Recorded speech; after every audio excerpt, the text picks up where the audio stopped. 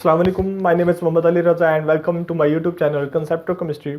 Today I will discuss about biopolymers. So let's start. First जो point है वो है जी बायोपॉलीमर क्या चीज़ है, इसकी डेफिनेशन वगैरह क्या है, तो हम डिस्कस करते हैं. These are formed from the polymerization of cells of living organisms. मतलब लिविंग ऑर्गेनिज्म के सेल से जो हमारे पास पॉलीमर आएगा उसे कहते हैं जी बायोपॉलीमर. बायो का मतलब होता है लिविंग ऑर्गेनिजम्स. ठीक है, जो लास्ट वीडियो में पॉलीमर डिस्कस किए थे वो लिविंग ऑर्गेनिज्म से नहीं जनरेट हो रहे थे. ठीक है, तो ये क्या है, लिविंग ऑर्गेनिजम्स के सेल से बनते हैं. तो जो लिविंग ऑर्गेनिज्म के सेल्स रिपीट हो रहे होंगे जिससे बड़ा स्ट्रक्चर आएगा उन्हें कहते हैं सैकराइड्स. ये हम आगे जाके देखेंगे कि मोनोसैकराइड पॉलीसैकराइड वगैरह क्या चीज़ें हैं.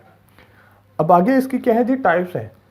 इसकी जो फर्स्ट टाइप ऑफ कार्बोहाइड्रेट है, सेकंड लिपिड्स है, उसके बाद प्रोटीन है और न्यूक्लिक एसिड है. ठीक है, इस वीडियो में हम डिस्कस करेंगे जी कार्बोहाइड्रेट्स और उसकी टाइप्स को. अब सेकंड जो पॉइंट है वो है जी कार्बोहाइड्रेट्स. कार्बोहाइड्रेट्स क्या चीज़ है, इसकी etymology. Name carbohydrate are hydrate of carbon is derived from the fact that the first compound of this group which was studied had an empirical formula CxH2O. अब कहते हैं कि कार्बोहाइड्रेट्स या हाइड्रेट ऑफ कार्बन, कार्बोहाइड्रेट या hydrate of carbon, इसको हम किस base पे कहते हैं, ये इस बेस पे कहते हैं. इसका जो पहला कंपाउंड हमारे पास आया था उसका जो एम्पिरिकल फार्मूला था वो ये था, जो कि हाइड्रेट ऑफ कार्बन था. हाइड्रेट क्या है, वाटर को कहते हैं हाइड्रेट, और ये कार्बन, तो मतलब क्या है हाइड्रेट ऑफ कार्बन. अब अगर इधर भी मैं 6 रखूँ इधर मैं 6 रखूँ तो हमारे पास जो मालिक्यूल आता है वो क्या आता है जी ग्लूकोज C6H12O6. ठीक है, तो ये कार्बोहाइड्रेट की एग्जांपल है. अब नेक्स्ट है जी they are commonly called sugar और पॉलीहाइड्रोक्सी. इनको शुगर भी कहते हैं, पॉलीहाइड्रोक्सी भी कहते हैं. हाइड्रोक्सी क्या होता है, हाइड्रोक्सी होती है बॉन्ड OH ग्रुप को कहते हैं. पॉलीहाइड्रोक्सी जिसमें more than 2 OH group involve हो तो उसे कहते हैं पॉलीहाइड्रोक्सी. तो compounds of aldehydes and ketone ये फंक्शन ग्रुप्स हैं जो कार्बोहाइड्रेट्स में पाए जाते हैं. अब नेक्स्ट जो पॉइंट है वो क्या है जी इसकी क्लासिफिकेशन. इसकी क्लासिफिकेशन जो है ना वो एक है जी मोनोसैकराइड, डाइसैकराइड, ट्राइसैकराइड और उसके बाद पॉलीसैकराइड्स. तो इनको हम वन बाय वन डिस्कस करते हैं. सबसे पहले है मोनोसैकराइड. सैकराइड मैंने पहले ही आपसे डिस्कस किया है कि लिविंग ऑर्गेनिज्म के सेल जो रिपीट हो रहे होंगे उनको कहते हैं सैकराइड. मोनोसैकराइड मतलब एक ही किस्म के वो सेल्स हो सकते हैं. तो इसको हम आगे डिस्कस भी करते हैं. Monosaccharide, what is saccharide, I have already discuss with you. These are simple sugars which can be hydrolyse. ये मोनोसैकराइड्स के बारे में बात कर रहा है. They are simple sugars which can be hydrolysed. Hydrolyse एक प्रोसेस है ब्रेकिंग का जिसमें मॉलिक्यूल्स को ब्रेक किया जाता है, बट इस ब्रेकिंग में वाटर जो है वो रिलीज होता है. ठीक है, तो इसे कहते हैं हाइड्रोलाइसिस. अब नेक्स्ट जो पॉइंट है वो है जी they have an empirical formula CH2O, उसकी जो बेस में N. ठीक है जी, वेयर N इज 3 और सम लार्ज नंबर. कहता है इधर जो N है ना ये 3 भी हो सकता है, इससे ज़्यादा भी हो सकता है. मतलब N 3 होगा तो क्या बनेगा C3H6O3. ठीक है, तो इसी तरह जितनी भी N की वैल्यू होगी वो मुझे रख के तो हमारे पास क्या है स्ट्रक्चर आ जाएगी. अब नेक्स्ट है जी मोनोसैकराइड्स और अदर अल्डोजिस. अल्डोजिस कहते हैं अल्डिहाइडिक ग्रुप अगर इसमें इन्वॉल्व हो तो उसे कहते हैं अल्डोजिस. और कीटोजिस, अगर कीटोनिक ग्रुप होगा मोनोसैकराइड में तो उसे कहते हैं कीटोसिस, अगर अल्डिहाइडिक ग्रुप होगा तो उसे कहते हैं अल्डोजिस. ठीक है, अब नेक्स्ट है जी इसकी एग्जांपल्स मोनोसैकराइड्स की. एक है ग्लाइसरल्डिहाइड, एक ग्लूकोज है और एक फ्रक्टोज है. ठीक है, sugar with 5 carbon atoms pentoses और 6 carbon atoms hexoses are more stable as cyclic structures than as open chain structures. Structures दो तरह की होती है, एक होती है ओपन स्ट्रक्चर और एक होती है क्लोज स्ट्रक्चर. अब कहते हैं अगर इसकी जगह 6 रखें, N की जगह 6 रखें तो हमारे पास C6H12O6 आ जाता है जो कि शुगर है. ठीक है, इसको हम क्या कहते हैं शुगर भी 5 कार्बन होंगे तो उसके पेंटोसिस कहेंगे और 6 कार्बन होंगे तो हेक्सोसिस कहेंगे. अगर N इधर 5 रखेंगे तो वो पेंटोसिस होगा. ठीक है, अब मैं इधर आपको हाइड्रोलाइसिस की एग्जांपल में आपको शो करवा देता हूँ कि हाइड्रोलाइसिस ब्रेकिंग किस तरह का प्रोसेस है. ये आप देखें जी दो मॉलिक्यूल्स हैं, ये क्या कहते हैं आपस में इन्होंने क्या किया है रिएक्ट किया है. तो रिएक्ट करने के बाद इसमें ब्रेकिंग किस तरह हुई है, ये रिएक्शन किस तरह का हुआ है कि वाटर रिलीज होगा. अब ये देखें इस रिएक्शन में जो रिजल्ट आता है ये कंपाउंड बनेगा और साथ में ये वाटर रिलीज हुआ. ठीक है जी, ये हाइड्रोलाइज प्रोसेस है. हाइड्रोलाइजेशन मतलब ये वाटर की वजह से इसको हाइड्रोलाइज कहा जाता है या इस प्रोसेस में वाटर रिलीज होता है.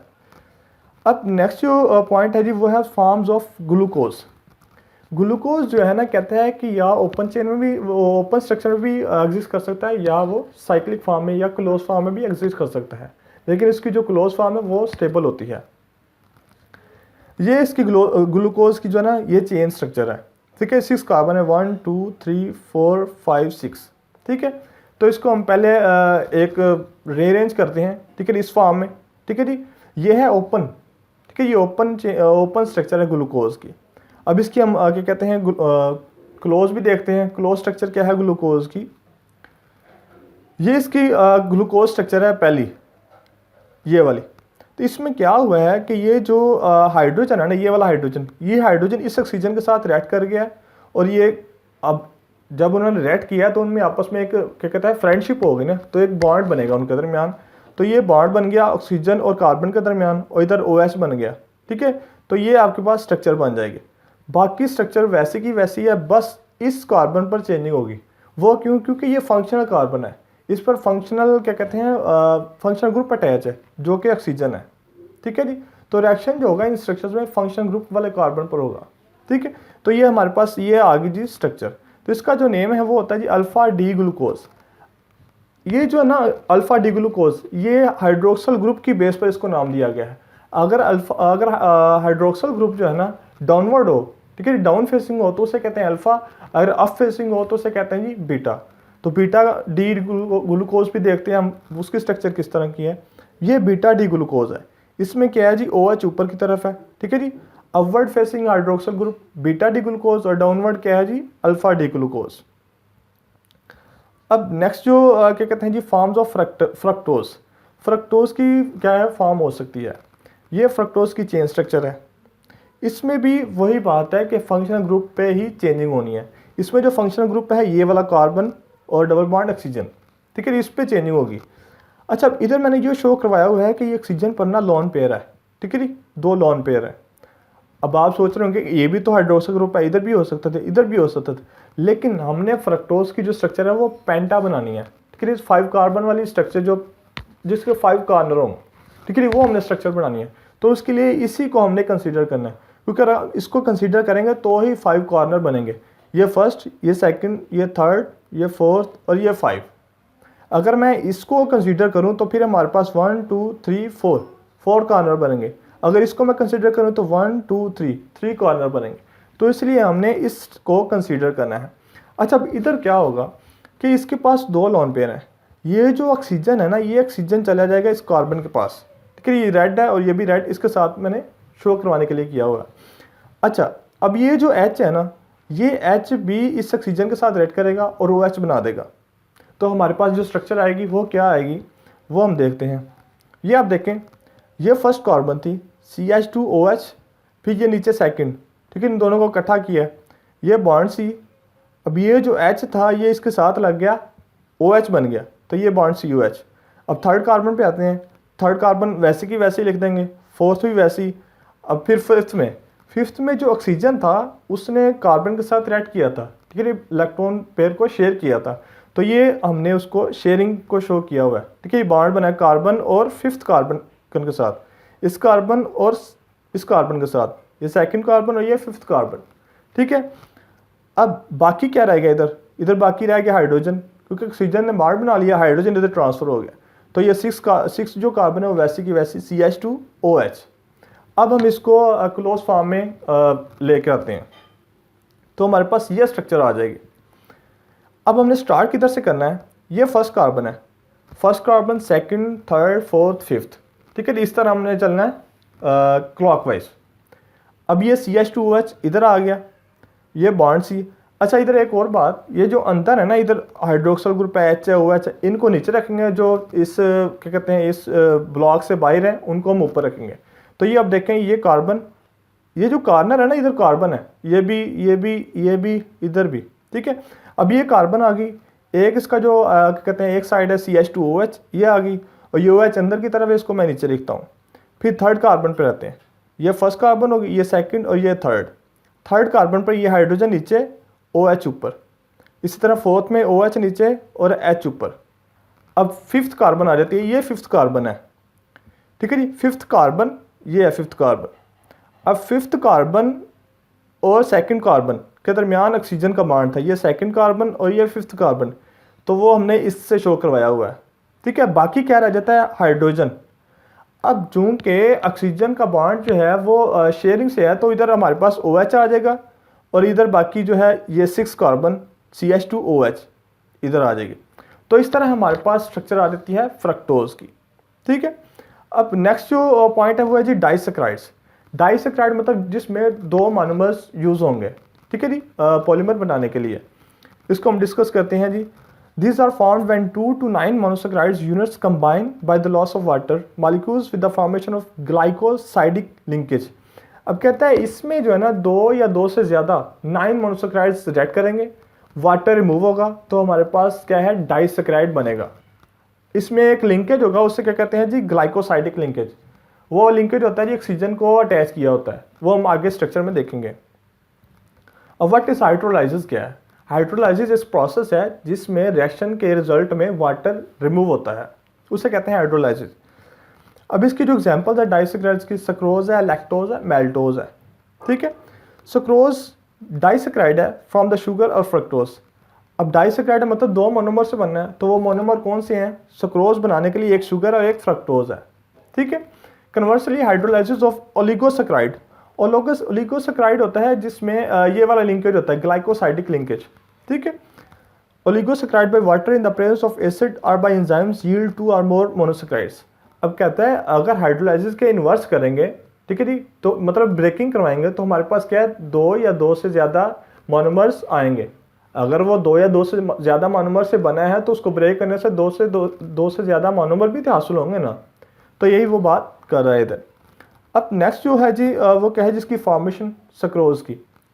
सक्रोज की जो फॉर्मेशन है ना ये है, ये ग्लूकोज है और ये फ्रक्टोज है। डाइसैकराइड है मतलब 2 मोनोमर, एक ये मोनोमर एक ये मोनोमर है, एक ये सैकराइड और एक ये सैकराइड।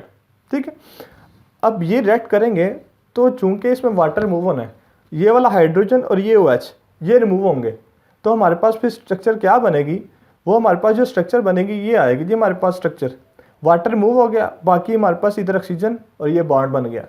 तो चूँकि मैंने डिस्कस किया है कि ऑक्सीजन लिंकेज शो करवाई होगी आगे स्ट्रक्चर में, तो उसको हम कहते हैं ग्लाइकोसाइडिक लिंकेज। ये ग्लाइकोसाइडिक लिंकेज है, तो इनको हम ओलिगोसैकराइड्स भी कहते हैं क्योंकि इसमें ग्लाइकोसाइडिक लिंकेज इन्वॉल्व है। तो इस तरह हमारे पास सक्रोज की फॉर्मेशन होती है। बोर्ड के एग्जाम में अक्सर क्वेश्चन आता है कि please write the reaction for the formation of sucrose. अच्छा, नेक्स्ट जो पॉइंट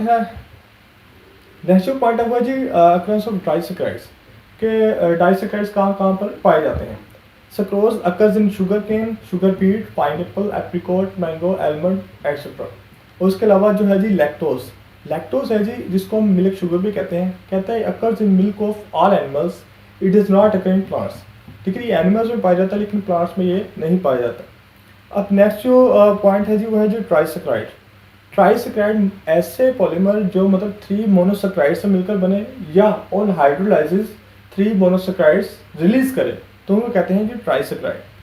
ठीक है, it yields 3 monosaccharides on hydrolysis and have molecular formula C18H32O16। Oligosaccharides and monosaccharides are crystalline. कहता है कि ओलिगोसैकराइड्स और मोनोसैकराइड्स जो होते हैं ये कहते हैं कि पोलर होते हैं या क्रिस्टलाइन होते हैं। ठीक है, क्रिस्टलाइन होते हैं एंड सॉल्युबल इन वाटर, और जो भी क्रिस्टलाइन होता है वो वाटर में सॉल्युबल होता है। एंड स्वीट टू टेस्ट, और इनका जो टेस्ट है वो स्वीट है। अब ओलिगोसैकराइड्स क्या है? ओलिगोसैकराइड्स वो हैं जिनमें ग्लाइकोसाइडिक लिंकेज होती है, जिस तरह ये स्ट्रक्चर है। ठीक है, ये ग्लाइकोसाइडिक लिंकेज है और इनको कहते हैं जी ओलिगोसैकराइड्स। अब नेक्स्ट जो पॉइंट है जी वो है जी पॉलीसैकराइड्स। पॉलीसैकराइड मतलब के जो मैनी मोनोसैकराइड से मिलकर बने या हाइड्रोलाइसिस पर वो मैनी मोनोसैकराइड्स रिलीज करें, उनको कहते हैं जी पॉलीसैकराइड्स। तो इनका जो क्या कहते हैं जी मतलब मेन है ना, तमाम डेफिनेशन का वो सेम ही है। ठीक है, आपने बस यही याद रखना है कि हाइड्रोलाइसिस पर कितने वो देता है या वो किस तरह वो फॉर्म होता है, तो वो आपकी डेफिनेशन प्रिपेयर हो जाती है। अब इसकी जो डेफिनेशन है वो क्या है जी? These are carbohydrates of high molecular mass which yield many monosaccharides molecules on hydrolysis, जैसे मैंने आपसे पहले डिस्कस किया है। अब इसकी जो एग्जांपल है पॉलीसैकराइड्स की वो कौन सी है? एक स्टार्च है और सेलुलोज है। ठीक है जी, बोथ ऑफ विच है मॉलिक्यूलर फार्मूला C6H10O5। इन दोनों का जो मॉलिक्यूलर फार्मूला वो है C6H10O5। ठीक है जी, polysaccharides are amorphous solids insoluble in water. देखिए ये एमॉर्फस है, वो क्रिस्टलाइन थे, वो वाटर में सॉल्युबल थे, और ये एमॉर्फस है, ये इनसॉल्युबल इन वाटर है। एंड टेस्ट लाइक इनका कोई टेस्ट नहीं होता, are called non sugars. Non sugars होते हैं, ठीक है। शुगर जिसका टेस्ट होता है, नॉन शुगर जिनका कोई टेस्ट नहीं होता। अब इनका जो मेन जो क्वेश्चन आता है ना बोर्ड में, वो क्या आता है जी, right to principal function of polysaccharides. तो वो कौन से हैं? एक है जी, they are used as energy storage compounds and for building structural elements of cells. एक ये इनका फंक्शन है। और सेकंड है जी, plants store glucose as starch and animals store glucose in the form of highly branch polymer known as glycogen. तो ये starch और ये ग्लाइकोजन, ये जो है ना पॉलीसेकेराइड्स की एग्जांपल है, जिसकी फॉर्म में प्लांट्स जो हैं एनर्जी को स्टोर करते हैं। तो ये इनके क्या हैं जी, प्रिंसिपल फंक्शंस हैं।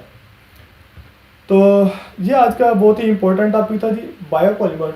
सो stay tuned and stay happy, and if you have any question regarding chemistry, you can share it in comment section. You will be answered inshallah. Thank you.